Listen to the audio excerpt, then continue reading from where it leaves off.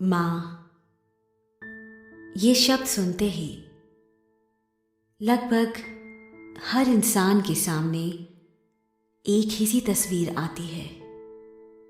प्यार, ममता, त्याग से पूर्ण वह इंसान जो जन्म तो एक बेटी होकर लेती है, पर अपने भीतर एक ही प्यास जगाए रखती है, माँ बनने की।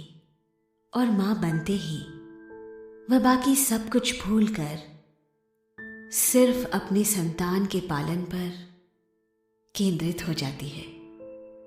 और जैसे जैसे उम्र का पड़ाव आगे बढ़ता है, तब इस माँ की प्यास एक आस में बदल जाती है। अपने आखिरी समय तक वह सिर्फ इस एक आस पर जीती है कि उसकी संतान उसका हाथ थामे रहे।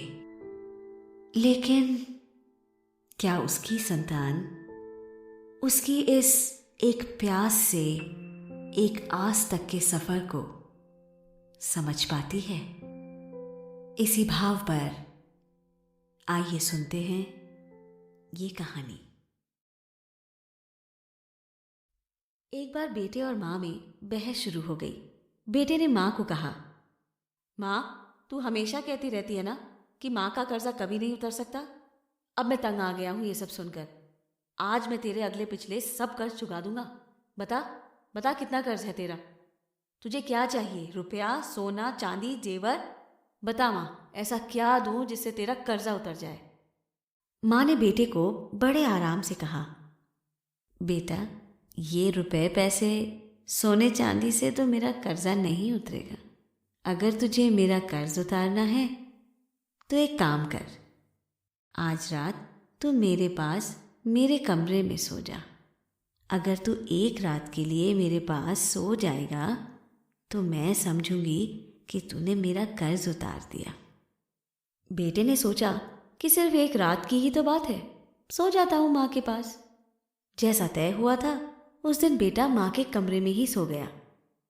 जैसे ही बेटे को नींद आनी शुरू हुई, माँ ने बेटे को जगा दिया और कहा, बेटा, प्यास लगी है, एक गिलास पानी पिला दे। ठीक है माँ, अभी लाता हूँ। माँ ने थोड़ा पानी पिया और बाकी पानी बेड पर फेंक दिया जहां बेटा सोया था। बेटे ने कहा, अरे माँ, ये क्या किया? तूने तो मेरी जगह सारी गीली कर दी। अब मैं कैसे सोऊंगा? इस पर माँ ने कहा, बेटा, गलती हो गई, कोई बात नहीं, सो जा, अभी सूख जाएगा। बस एक रात ही तो सोना है तुझे। बेटा जैसे तैसे उस गीले बेड पर सो गया। अभी आंख थोड़ा भारी हुई थी कि माँ ने बेटे को फिर से जगा दिया और कहा, बेटा, पानी पिला दे। अब बेटे को थोड़ा गुस्सा आ गया और उसने माँ को कहा, माँ, अभी तो पानी पिलाया था, इतनी जल्दी प्यास लग गई? माँ ने कहा, बेटा, गर्मी ज़्यादा है ना, इसीलिए प्यास लग रही है, एक गिलास और पानी पिला दे। बेटे ने थोड़ा मुंह बनाया और पानी का गिलास लेकर आ गया। माँ ने थोड़ा पानी पिया और बाकी पानी फिर बेटे की जगह पर घेर दिया। अब बेटे का गुस्सा 7वें आसमान पर पहुंच गया। बेटे ने माँ को बहुत अपशब्द कहे। बेटे ने कहा, माँ, तू पागल हो गई है क्या? तूने मेरी जगह पर पानी गिरा दिया फिर से? बार बार मेरा बिस्तर क्यों गीला कर दिया? इस पर बेटे ने दर्जनों बातें सुना दी अपनी माँ को, लेकिन माँ कुछ न बोली। माँ ने धीमी आवाज में कहा, बूढ़ी हो गई हो ना, गलती से गिर गया, कोई बात नहीं, एक रात ही की तो बात है, तू सो जा, अभी थोड़ी देर में सूख जाएगा। जैसे तैसे बेटा फिर गीले बिस्तर पर लेट गया। काफी देर तक नींद नहीं आई, लेकिन 1 घंटे बाद फिर से बेटे की आंखें नींद से भारी होने ही लगी थी।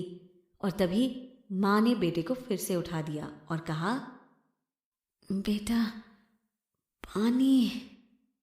माँ ने अभी इतना कहा ही था कि बेटा झल्ला उठा और बोला, फाड़ में जाए तेरा कर्जा, मैं जा रहा हूं अपने कमरे में सोने।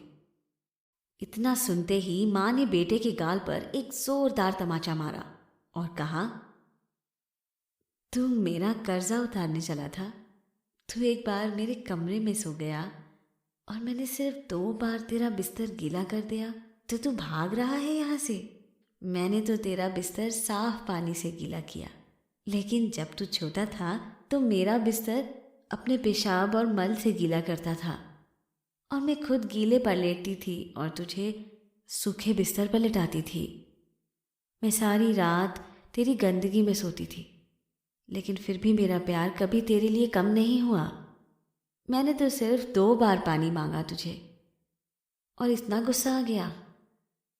पर जब तू छोटा था तो रात में कभी पानी तो कभी दूध मांगता था और मैं हर बार मुस्कुरा कर अपने हाथों से तुझे पिलाती थी। जब तू रात को बीमार होता था तो पूरी रात तुझे अपने सीने से लगा कर आंगन में घूमती थी ताकि तू सो जाए। और आज तू निकला है माँ का कर्ज चुकाने। बेटा, एक जन्म तो क्या, माँ का कर्ज तू 7 जन्मों में भी नहीं उतार सकता।